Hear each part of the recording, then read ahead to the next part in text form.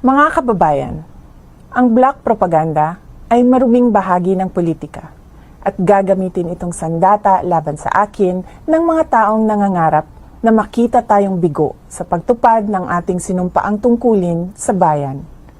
Nagiging mas matindi, mapangahas at desperado na ang mga paninira sa akin ngayon. Bahagi ang mga ito ng isang organisadong demolition job na ang layunin ay sirain ang aking integridad at gumawa ng imahe na ako ay isang mamamatay tao, na korap, abusado, taksil, at isang warlord.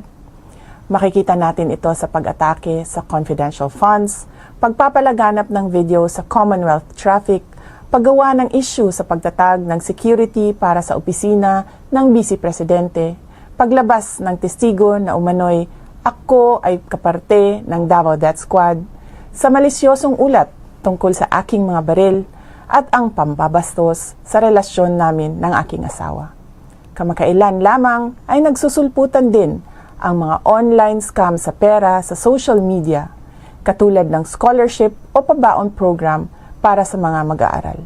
Sinisiraan ako para pagdudahan, pahiyain, at panghinaan ng loob.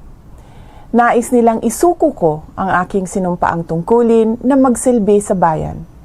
Ayaw nilang magtagumpay tayo para sa edukasyon ng mga batang Pilipino at para sa kanilang kinabukasan na nanganganib sa kamay ng korupsyon, kriminalidad, iligal na droga at terorismo.